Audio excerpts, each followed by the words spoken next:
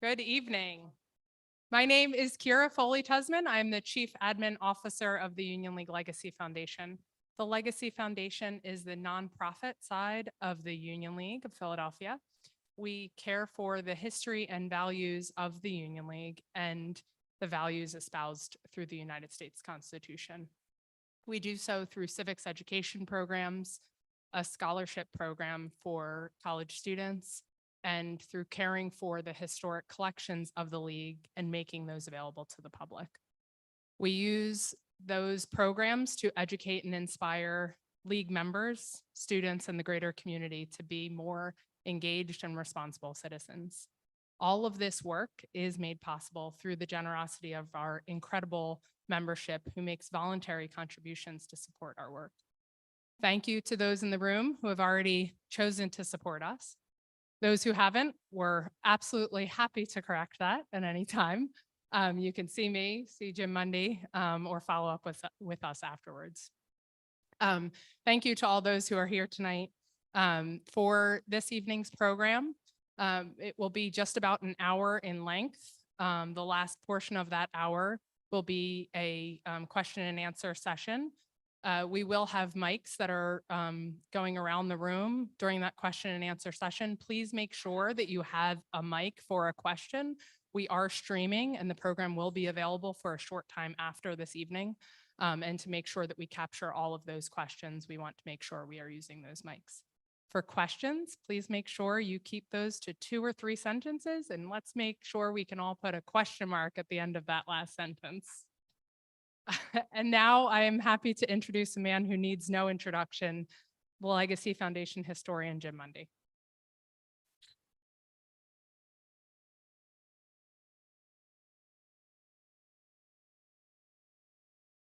Well, Happy New Year, everybody, and welcome back.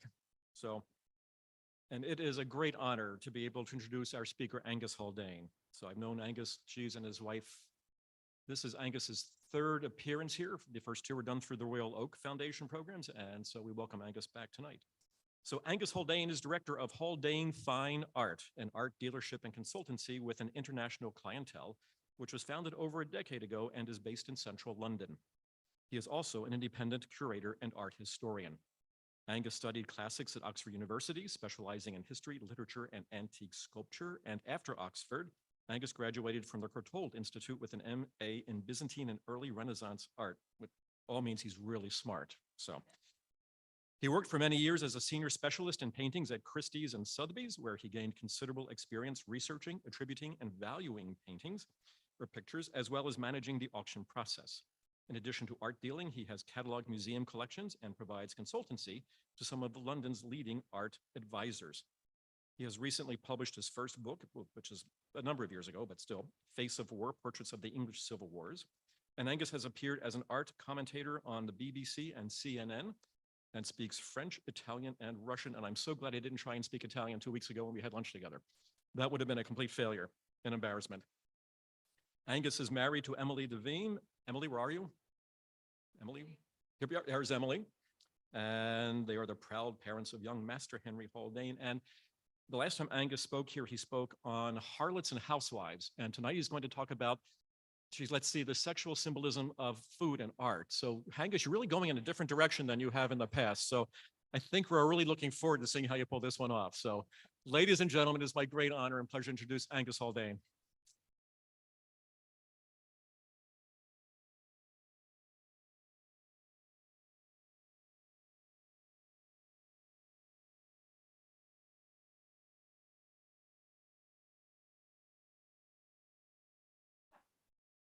Not working.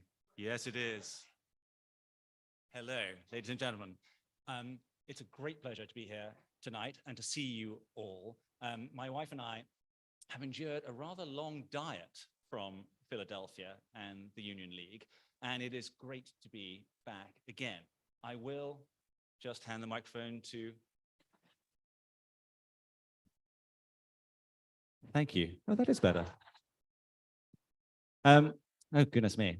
I will start with some thanks, not only to Jim Mundy and Kira and the whole team. It's great to be invited here. It's always a joy. I must also thank my wife, But I also must thank all the fruits, vegetables, and seafood who have enjoyed intense scrutiny in the writing of this lecture. I mean, it's a delicious subject. And the key for tonight is not just simply to talk about food and drink and to show you images of food and drink, but the symbolism, the iconography, the meaning, and how the depictions of different foods and drinks can completely and radically change the interpretation of a painting. Now, how do you start a lecture on food and drink? Where do you start a lecture on food and drink? And I concluded on reflection that for this lecture, I would start with mankind's first man and woman, namely Adam and Eve in the Garden of Eden. Now, according to the book of Genesis, they were entitled to eat every seed-bearing plant. They were entitled to eat every seed-bearing fruit. They were entitled to eat every animal that was in the Garden of Eden. And clearly nobody told the sweet guinea pigs and rabbits and solitary tortoise who was in the foreground that that was the case. And yet, as we know with the tree of knowledge, the fruit that is associated with the Garden of Eden is the apple. And from the depictions of Adam and Eve, the delicious, crunchy, colorful apple has been damned as this symbol of evil. Now, I think it's worth asking how that comes to pass. First of all, of course, everybody in the Garden of Eden does look extremely healthy.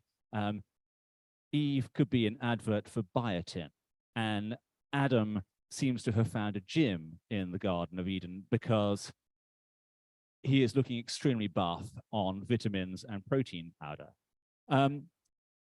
Now, the apple. The way it happens is that apples are not even indigenous to the Middle East. And what happened was when a rather overeager Roman translator translated the Hebrew into Latin, he decided that rather than translate the word generic fruit, which is what was the original text, he would substitute the word malum, which means original sin. Confusingly, malum also means apple in Latin. And thereafter, the apple became the subject of evil and was damned. And when you begin to interpret this, apples throughout art history have a rather rough ride. One thinks of the apple of discord. Now, for those of you who don't know, this is the golden apple that was rolled into a banquet in Olympus, and on it was written, "To the fairest goddess." And Zeus, rather than making a decision between whether Athena, Hera, or Aphrodite were the most attractive goddesses, sent them all down to Earth for a rather chumpish man called Paris to make a decision as to who was the fairest. And on the right, he is about to give the apple to Aphrodite, the goddess of love. And that precipitates the Trojan War and misery and mayhem for lots of people.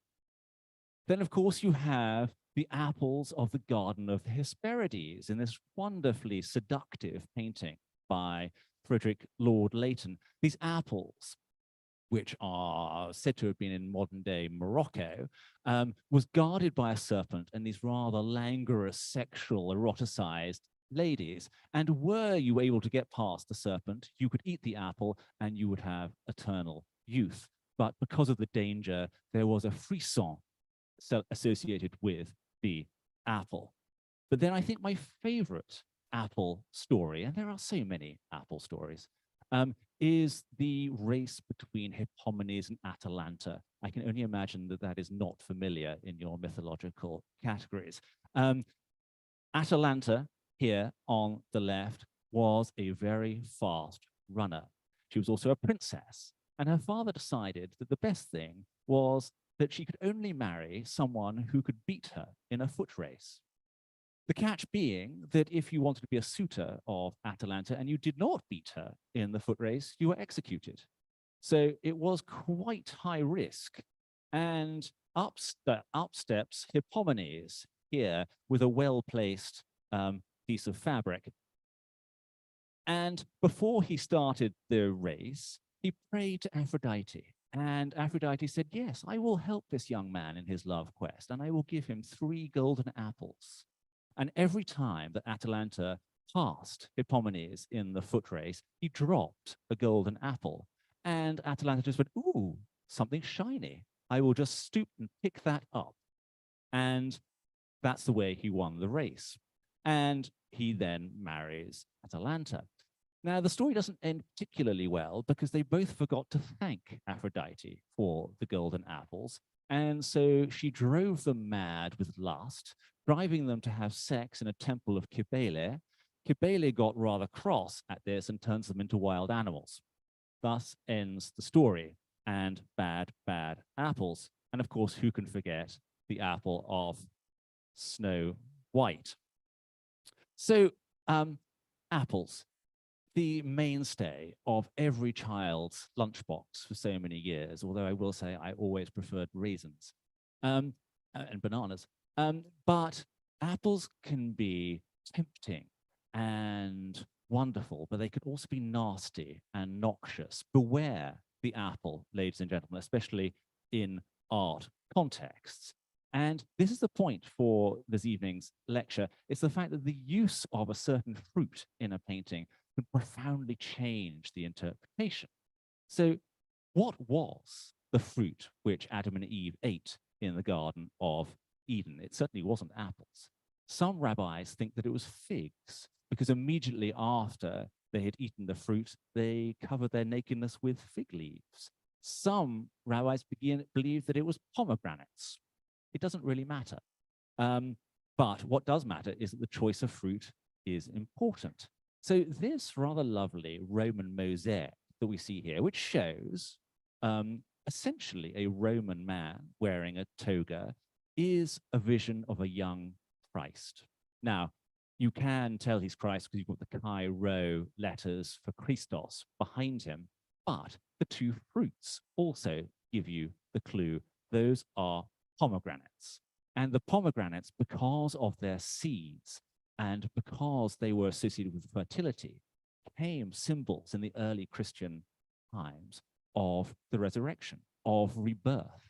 And so without the pomegranates, Christ would just be a Roman man wearing a toga.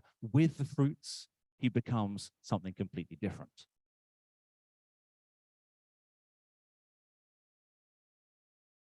Now, let us go back to the beginning of each of our days.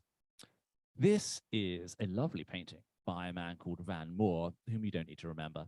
But he was court painter to the court of Constantinople, modern-day Istanbul. And this picture shows ladies drinking a hot drink.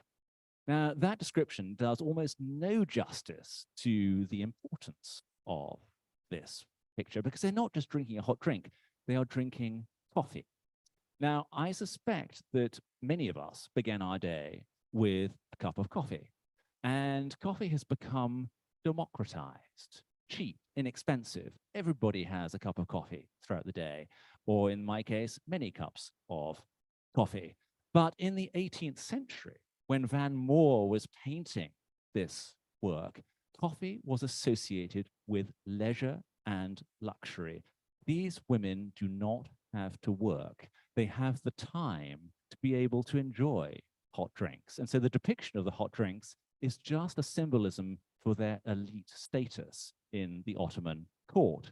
And Van Moor emphasizes that elitism further by showing us the backgammon board, the abandoned blankets, the Turkish carpets, the general sense of luxury and excess within this painting. Now, I've always enjoyed this rather lovely quotation by Leonard Rauwolf, who was a botanist, an adventurer, a pirate, a ne'er-do-well, quite a good writer. He writes about coffee: a beverage as black as ink, useful against numerous illnesses, particularly those of the stomach. Its consumers take it in the morning in a porcelain cup that is passed around, of which each one drinks a cupful. It is composed of water and the fruit from a bush called banu. Now, one of the lasting Ottoman legacies is an addiction to caffeine.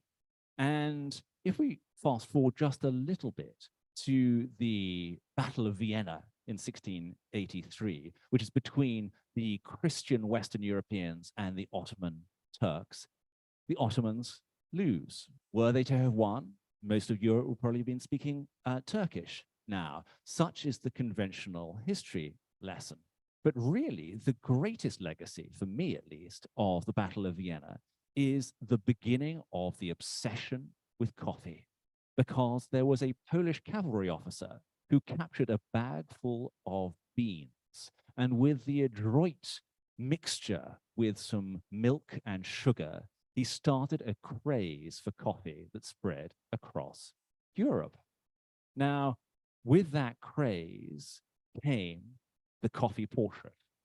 And here in the 18th century, we see this picture of an aristocratic lady, or possibly just a bourgeoisie lady, who is enjoying her coffee from a rather attractive porcelain cup.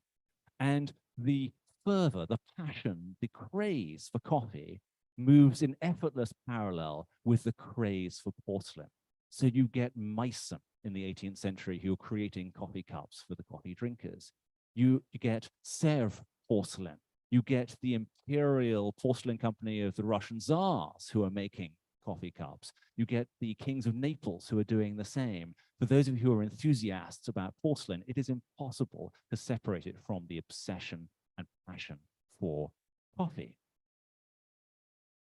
And this rather lovely boucher here, we see a family enjoying the coffee. This is a bourgeoisie family. But the most important element of this painting, I think, is the clock.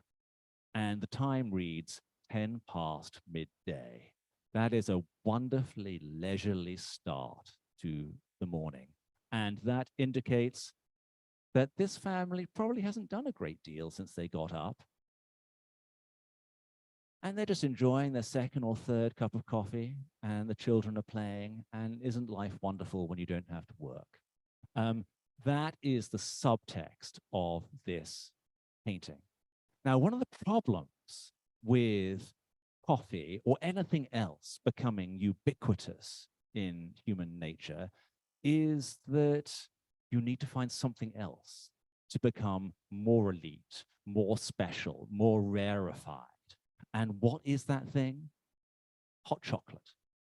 The molten, gooey, fiery, delicious hot chocolate. And there was a man called Lyotard, Jean-Étienne Lyotard, who's an artist of the 18th century. And if you look at all his pictures, he is quite clearly obsessed with hot chocolate. He has a very sweet tooth. This is a bourgeoisie lady on the right about to enjoy her hot chocolate. But I prefer his portrait of the servant girl bringing the hot chocolate, because his white monochromatic background is in such intense contrast to this lovely gooey hot chocolate that we know is in the cup. And the English referred to hot chocolate at the end of the 18th century as the drink of the gods. Now, the third hot drink of the morning is tea. This is by Mary Cassatt. And what is so interesting about this picture, and I don't think I've ever read this observed, is that if I had my portrait painted and I had my nose, my mouth, and my lips completely obscured by a teacup, I would be quite peeved. This is really a portrait of a teacup, as opposed to a portrait of a lady drinking tea. But it doesn't really matter. All of us have enjoyed tea, coffee, hot chocolate, cocoa, whatever it might be in the morning. But in the 17th and 18th centuries, these hot drinks are elite. They are symbolizers of the fact that you have enough leisure time not to work. Now, after tea, hot chocolate, or coffee, perhaps you should have breakfast. And welcome the work of Floris van Dyck, a Dutch painter of the 17th century. And he is a master of the theme of onderbiertjes, which broadly translates as breakfast paintings in Dutch. Now, superficially, this is a wonderful trompe l'oeil work. You can see the peeled apple peel shutting into our space. I am desperate to push this pewter plate back onto the table. The most expensive element, almost certainly in this painting, is the lace. And you can see it's got a pink satin underneath it as well. That would have been the most expensive part of the tableau. But all the fruits in this picture, all the food, in fact, is in a perfect state of preservation. Not a single grape is blemished. And broadly, these pictures are allegories of our lives. They are memento mori. They are vanitas. Remember that we will all die. The cheery message, which was so popular in the 17th century in Holland. But the best element of this, in terms of an allegory of life and death, is the cheeses. This little precarious trio of cheeses. Here we see the creamy, youthful Gouda, which represents youth. Then you've got the slightly drier, more withered Gouda of middle age. And then finally, this dark, gnarled, abandoned Gouda of something slightly beyond middle age. And you might at this point say, well, surely, Angus, this is just your interpretation of the symbology.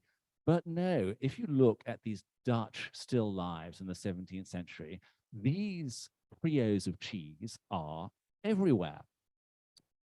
And let's look at a painting by Clara Peters, who was a lady artist of the Netherlands in the 17th century. And again, you've got the nice creamy Gouda here. You've got the older cheese here. But what I like is the butter.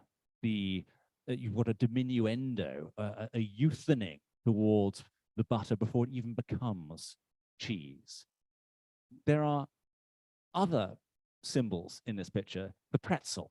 I ate one at lunchtime today. I was reminded of it. Pretzels are Lenten foods, and the etymology of the word pretzel is little entwined arms. And so they were supposed to be arms joined in prayer. And what is so interesting is that on the handle of this knife, not only did Clara Peters assign her work, but there is a symbol of the figure of temperance. And so this picture is supposed to be an indication of moderation in everything. Don't eat too much butter. Don't eat too much pretzels. Don't drink too much wine. This is another work by Clara Peters. And again, you can see the trio of cheeses here. What I particularly like is that you've got a religious scene on the tablecloth there. And then this bread roll who looks like he's wearing a bishop's cassock, as far as I can tell. Now, Clara Peters was an artist of extraordinary ability, very precise, real virtuoso. But if you look at the pictures that she produced, she did not produce history paintings. She did not produce portraits. She only produced still lives of food.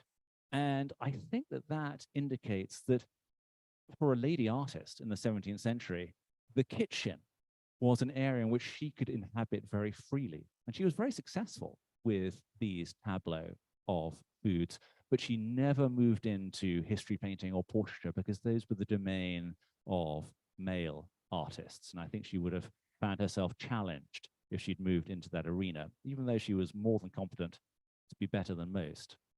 And then finally, just this one here, because this is in your Philadelphia Museum of Art. So whenever you do go to the PMA or any of the other museums, do look at the tableaus of food. The problem is you walk past these and think, oh, this is just a boring portrait of food. But actually what you should do is interrogate the choice of food, because there's always meaning behind it. And so we move on to probably my favorite Dutch artist of the 17th century, Jan Steen, who was a wonderful storyteller. Now, there is lots of food in this picture, but the story behind it is rather marvelous. We have a well-to-do bourgeoisie lady here. We can tell that is the case because she's wearing her satin cloak, which has a fur line on the cuffs and the edges. But she has been overserved. And you can see the pot of beer just rolling away from her here. Her pipe has broken and she has fallen into a drunken stupor. And as she is in her stupor, riot is taking place in her family. One of her children is stealing from her purse. Another child is giving wine to a parrot. 3 other children are feeding a meat pie to a cat. A boy here, another child I presume, is giving roses to a pig. And that is an allegory of casting pearls before swine in the Dutch proverbial sense. But the worst consequence of her falling into a drunken stupor is that her husband in the background here has found time to canoodle with the maid. So this is a morality tale. This is do not drink to excess, because if you do, your children will do all manner of terrible things and your husband will go off with the maid. And this is another work by Jan Steen, which shows more or less the same elements. Again, a lady very similar has fallen asleep. Here, the child plays with pearls. Another child rifles through the silverware. The young husband here is dallying with this rather attractive lady here. And there are more roses being given to pigs. The only 2 characters who come away with a sort of moral upstanding element are the nun and the Quaker. I have no idea why the Quaker has a duck on his shoulder. The only interpretation I can possibly give you is that it's onomatopoeic, Quaker and quacker. That's the best I can possibly do. But unfortunately, Jan Steen did not write down an interpretation of his work. And then thirdly, in this crescendo of Jan Steen and symbology in his pictures, this is a celebration of a new birth. Here we have the proud father with his new child. The tired mother relaxes in bed here. But in fact, all is not what it should be, because these broken eggs in the foreground here are symbols of broken purity, shattered morality, a scrambled egg of virtue. And then we look at the cooking maid here, who is handling this long, flaccid sausage. And that should indicate to you that unfortunately the father is impotent. This child is not his. Now, again, I have not made this up, because that is a portrait of the artist, Jan Steen, and you might see that behind the head of the child, he is making the symbol of the horns. Those are the horns of a cuckold.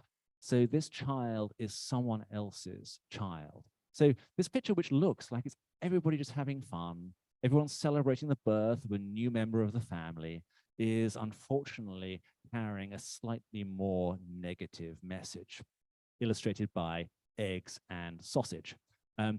But those of you who came to the Harlots and Housewives lecture, you may remember that I showed a slide of Nell Gwynn, who was the mistress of Charles II, washing sausages.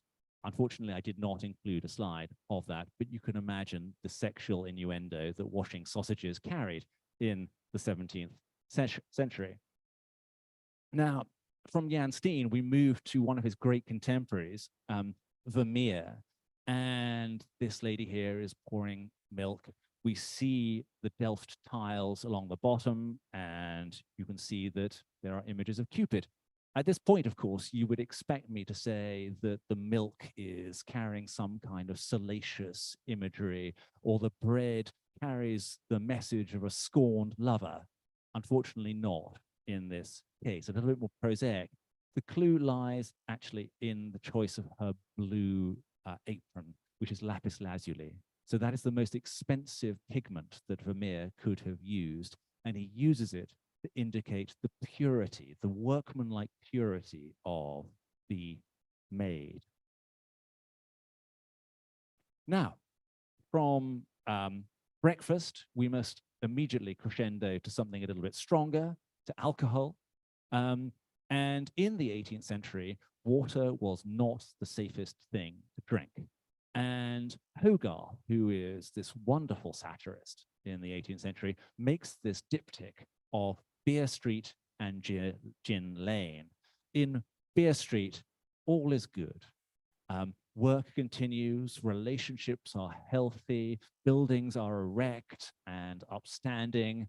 In Gin Lane, things are not quite so happy.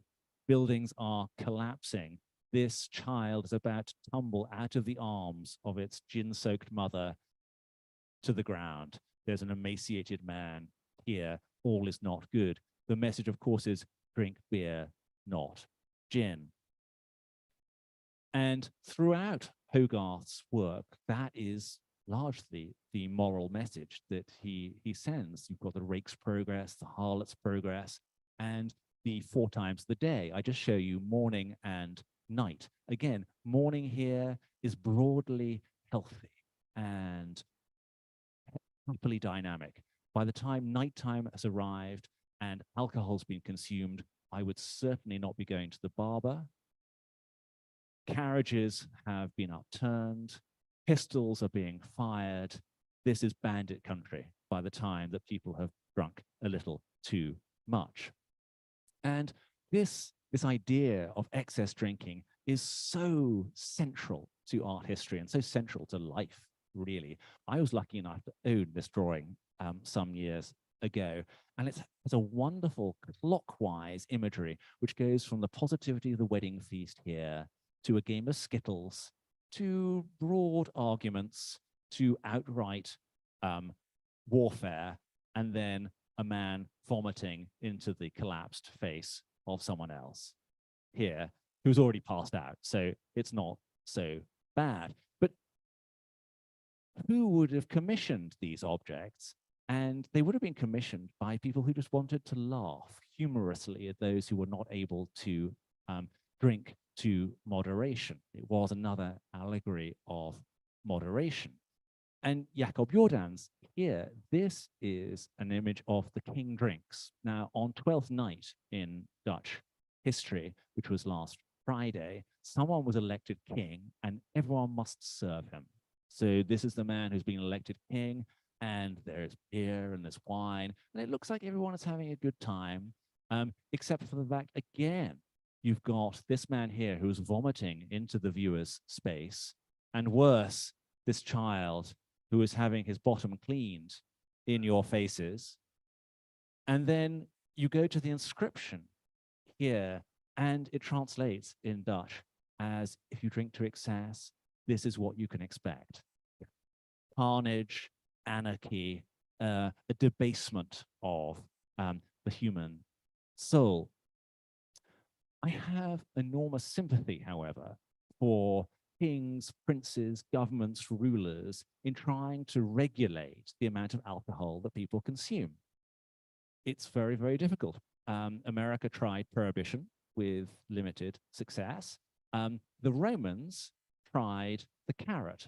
Now, let me explain. This is a rather poor slide that I took in the city of Ostia, which is just outside of Rome. It's a port town, and it would have been in Roman times a babel of languages, prostitutes, religious sects, violence, transient behavior. And this is in a bar, and it's a fresco on the wall, and broadly it's a menu. And you've got some vegetables, you've got this, is it a large onion? I'm not entirely sure. And in the middle here, you have eggs in a bucket, so probably pickled eggs.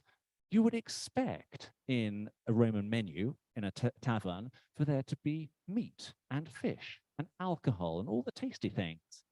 The problem was, in the time of Vespasian, when this fresco was painted, he was horrified by the amount of alcohol that his citizens drank. He was horrified at the amount of violence that this precipitated.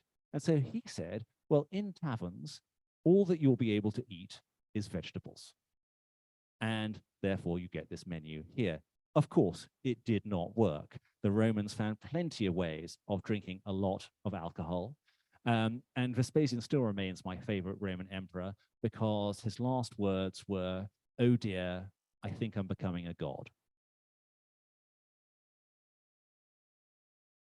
So I prefer there to be a slightly greater sense of honesty with regard to alcohol. Here we have Manet's vision of a waitress from the courtauld, and she is serving champagne, Bass beer, which still exists in the UK, and absinthe. You see the green bottle of absinthe here.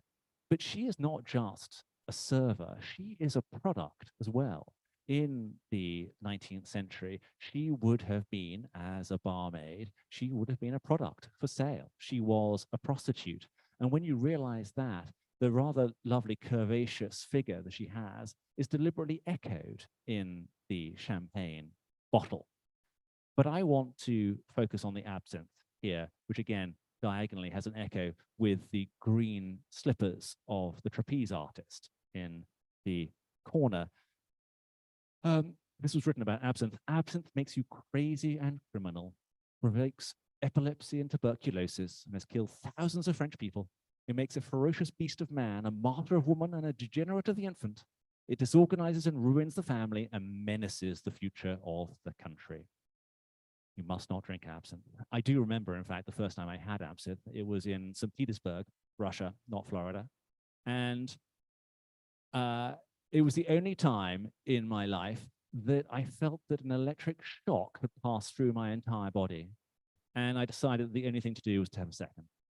And my day after, when I was trying to get into the Hermitage, I don't think I remember a great deal of that day.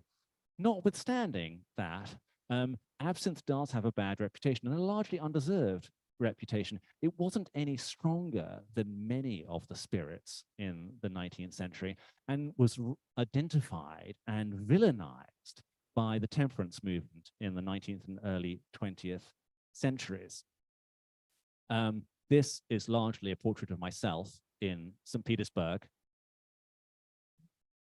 having had a second absinthe when the green fairy of absinthe arrives.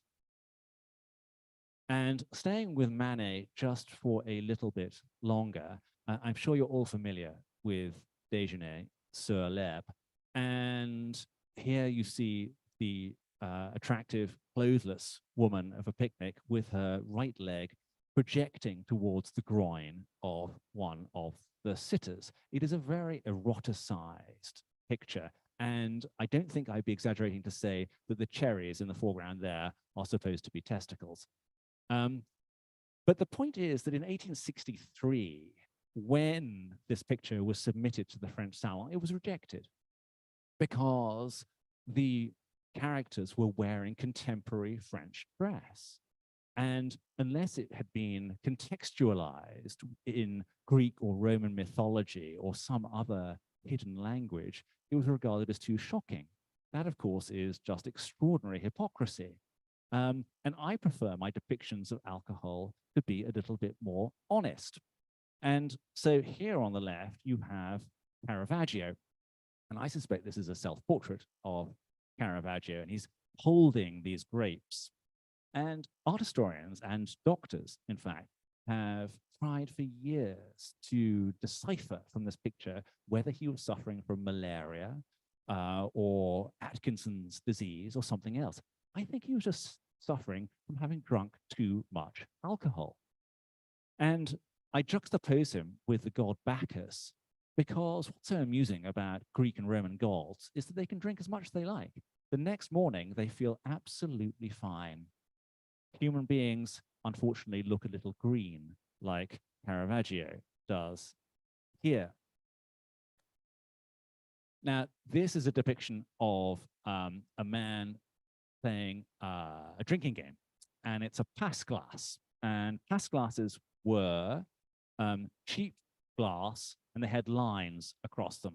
And the game was that you had to drink down to the line and then hand on the glass to the next person. And if they were unable to reach the next line, there was a forfeit. I have no doubt that many of us have played similar games in our youth, or perhaps only yesterday, I don't know. But the pass glasses are very rare because they were made of such cheap glass, they tended to shatter. And should any of you be going to New York, there is a show on Cubism at the moment, which has a depiction of a pass glass in there. It's well worth seeing. But this idea of drinking games is very central to human life.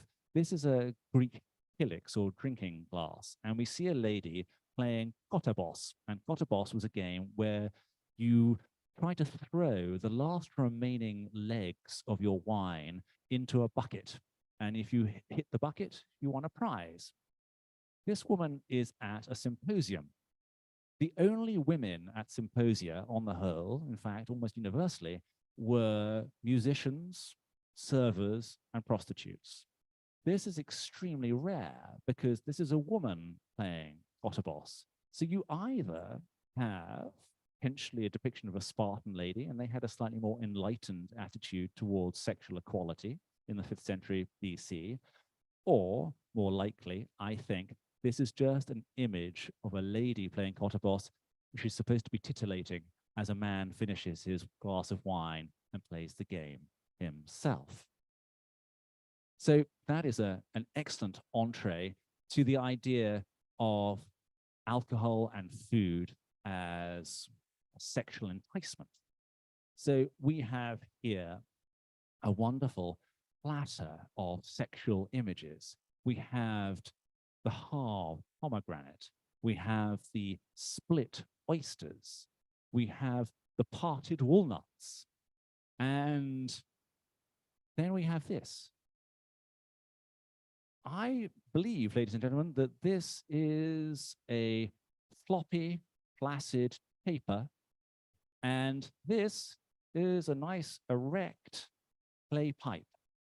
Now, some of you may think that I've gone a little Freudian on this picture here, but undoubtedly, if you look at lots of the depictions of oysters in the 17th century, they are inherently associated with sex and aphrodisiacs. You only have to think of the birth of the goddess Aphrodite herself. For those of you who don't quite remember the story, Aphrodite's father was a man, a god, I beg your pardon, called Uranos. Uranos was killed by his son, Kronos, who chopped him up into various parts, and one of those parts was his genitals, which he threw into the sea. The blood from the genitals created a foam, and the foam from the foam, Aphrodite, the goddess of love, arose. Aphros in ancient Greek actually means foam. Now, Botticelli, when he came to depict the birth of Venus, he very sensibly did not depict genitals. He depicted a beautiful, elongated woman floating into the shore on a scallop shell. But in the 17th century, oyster production was extremely hard. And consequently, it was only enjoyed by the elite, by the rich bourgeoisie. Now, sex may be democratic and free for all, but oysters were certainly not as an aphrodisiac. What was more democratically available were mussels. And so in the later 17th and early 18th century, when mussel production had become fairly widespread, you get this explosion of portraits of families eating mussels or peasants eating mussels. Now, as I mentioned earlier, I think one of the greatest barriers to entry of enjoying pictures of food is that they can just seem a little prosaic. Here, of course, you have cheese and tomatoes and apples, and that's honey in the background. And you have pears and melons, and this is all very virtuosic. And you have some wine glasses and some sweet meats and the flies enjoying honeyed water on the right here. But when I tell you that these pictures, along with another 41 pictures, were part of a catalogue of pictures commissioned by the future Charles IV of Spain for his cabinet of natural history, these pictures stop being simply depictions of food and they become a scientific catalogue, less fuel, more science. And the provenance behind these pictures is essential to understanding them. So let's move on to our penultimate course for tonight, and that is depictions of food and banqueting in religious circumstances. And there are only three. You've got the wedding at Cana, you've got the Last Supper, and you've got the Supper at Emmaus. Here we have the wonderful painting by Veronese of the wedding at Cana. What is interesting about it is that food is almost entirely absent. There is no food on the plates. There is only silverware, silver toothpicks, diamond encrusted toothpicks, but no food. Thank goodness Christ was able to turn the water into wine, because everyone would have been extremely hungry at this meal. It's an allegory of luxury, this picture. And then this, you'll be familiar with, Da Vinci's composition, but done by his pupil, Giampetrino. And it's a rather Spartan Last Supper, I will have to say. You've got the odd bread roll, 2 chicken legs, and a small amount of lemon. But food in this picture can tell you exactly who the villain of the composition is, because which character is Judas? The food will tell us Judas is here. How do we know that? Because he has knocked over the salt. And salt is more expensive than any of the foods in this picture. The reason we have the word salary comes from the word salt. Something worth its salt has its etymology, and when women would decide what food was worthy of preserving in the winter months. And so Judas here has knocked over the salt. And once you realize that, in his other hand, you can see these holding the 30 pieces of silver. On a purely non-food aside, I'm rather amused that Christ has no interest with this open-handed gesture towards the bread roll, but seems to have very enthusiastic attitudes towards his glass of wine. Caravaggio also does the Supper at Emmaus, and it's a marvelous Baroque vision. But the fruit itself is mottled and decayed. And Caravaggio, above all things, was a realist. When he does still lives, he makes sure that you want to eat some of the grapes, but not all of the grapes. You want to have first choice of the apples and pears, because quite a lot of them are often rotten. And the last chapter, or last course for tonight, is this idea of food as a consumer commodity. This is probably my least liked picture by Van Gogh. I find it so unremittingly miserable, monochrome, boring. I'm sorry, Van Gogh. But he, before he became a painter, was a preacher, and he regarded the potato, the humble potato, as having an almost Christian sense of sustainability to it. And what are they drinking? They're drinking coffee. And in a rather cyclical nature from the 18th century, where coffee was the drink of the elite, coffee here in the 19th century is the drink of the poor. Then in the 1950s and 60s, you have Wayne Thiebaud. Thiebaud doesn't count himself as a pop artist, but he is painting post-economic, in an economic boom post-war, and his visions of pictures are an almost edible vision of luxury. These wedding cakes are really just too perfect. Vic Muniz likes to paint with cheese and chocolate and most things from your fridge. Purely as an art dealer, I would say that however much varnish you put on cheese and chocolate, it's going to have a limited lifespan. I do wonder whether some of these chocolate paintings painted in the 90s have just simply glided off the wall into the bin. But this is, of course, a rather wonderful vision or a replica of the famous Jackson Pollock painting his drip paintings, except in chocolate. And then to end, my wife and I were at Art Basel Miami 3 years ago. We did see this banana taped to the wall by Maurizio Catalan. And what was even better was that David DeTono, who's a New York-based performance artist, came onto the stand of Perotin, ate the banana, which was priced at $120,000, and said, I love Maurizio Catalan's artwork, and I really love this installation. It's delicious. And there I shall end. Ladies and gentlemen, thank you very much.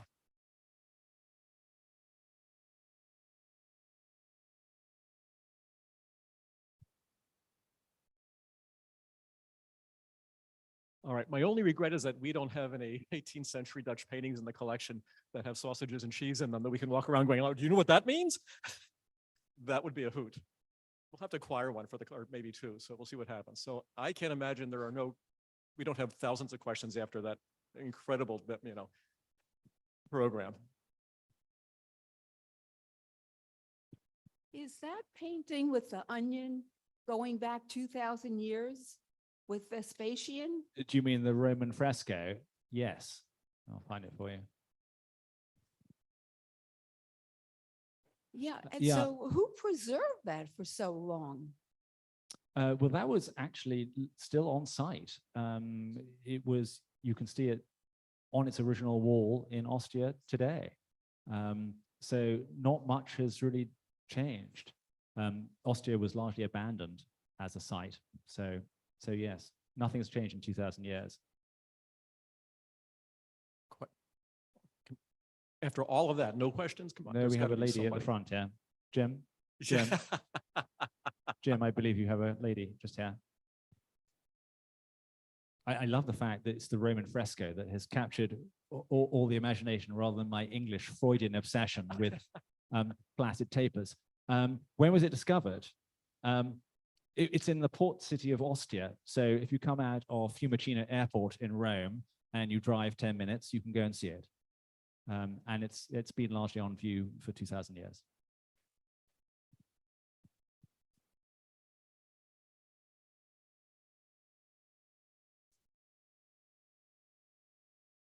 Oh, well, I mean, if you want to talk about tea, that would require me to pontificate for another few hours, I'm afraid.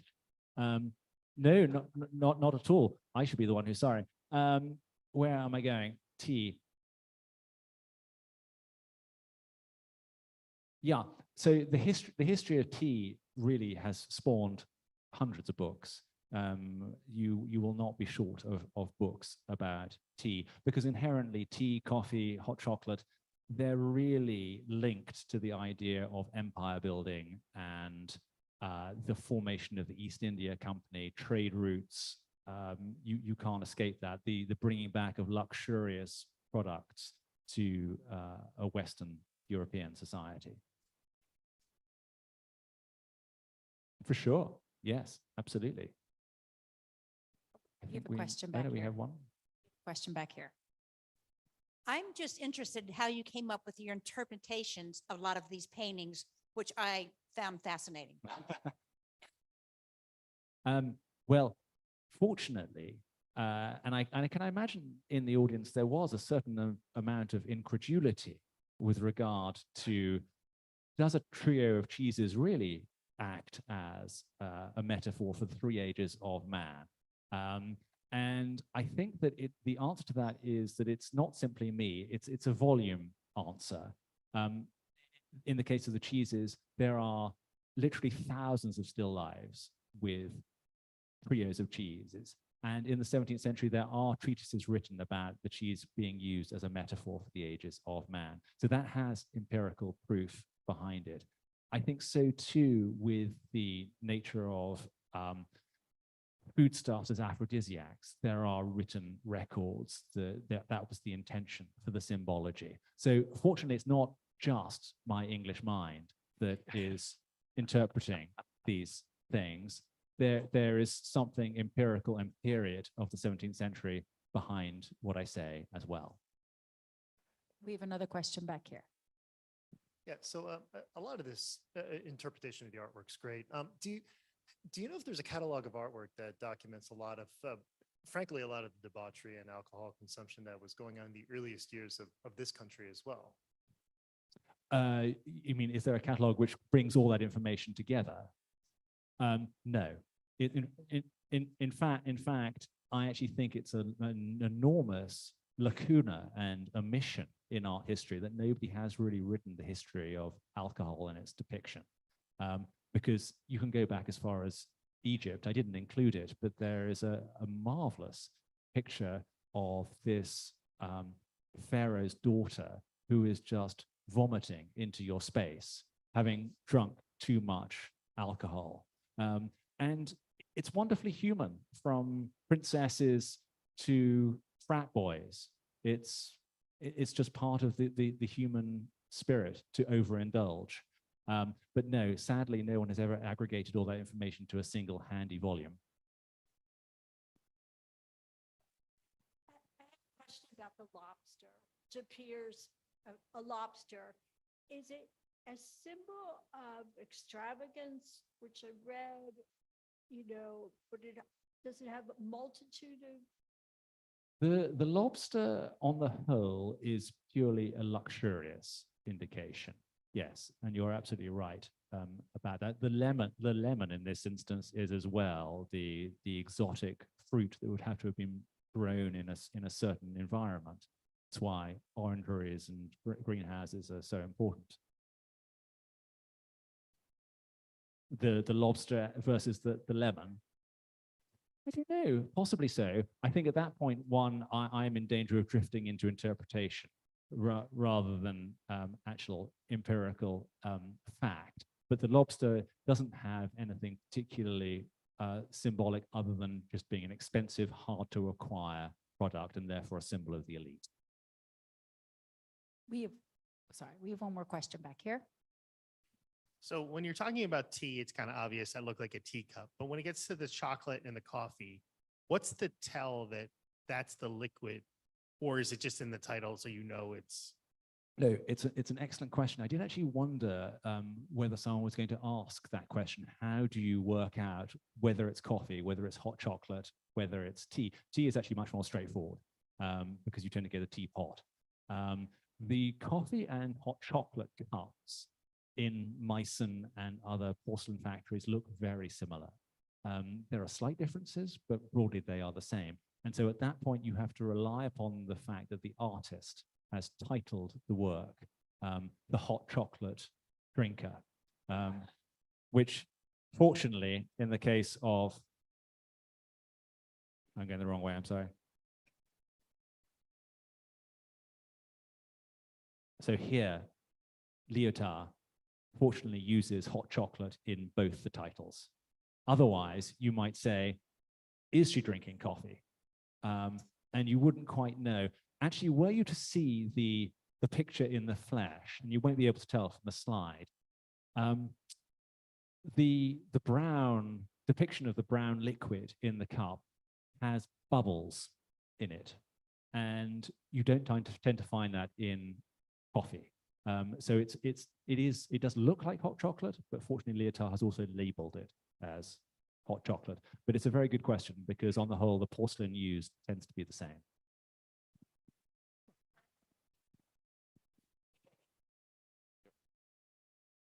I know teacups have a certain shape, so you know when the top of the teacup, well, actually, that's not a teacup. She doesn't know it, but that's not a teacup. The teacups, from my understanding, they kind of turn out because you want it to cool. Coffee cups turn in.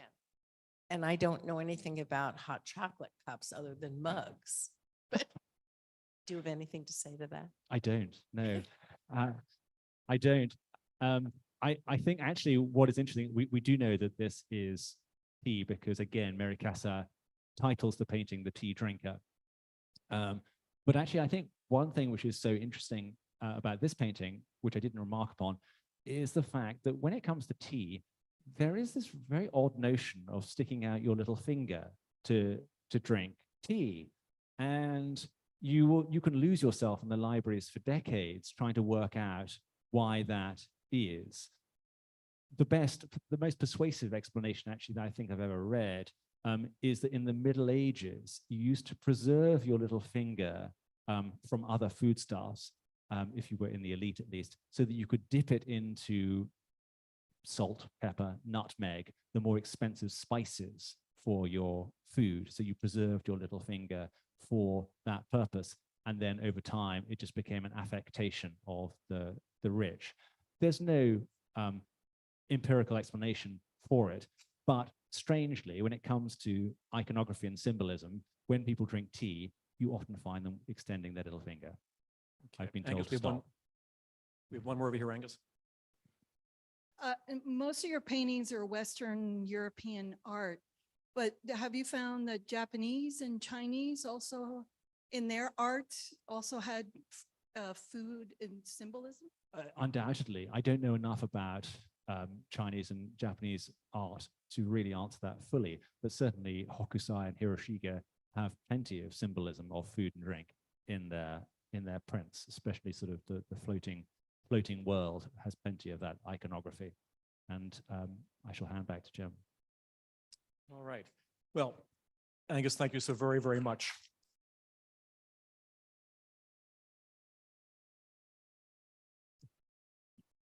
That was a fun way to open up the 2023 program season. So how many, straw poll, how many people want us to acquire an 18th or 17th century Dutch painting with cheese and sausages and all that? Okay, so on the list. All right. So our next major program is Friday, February the 10th, Lincoln Day, one of the great days in the league's history. So don't be afraid to come back for that and sign up for when you see it. So thank you everybody for being here this evening. We appreciate your support. Go out and be happy and be healthy. Happy New Year.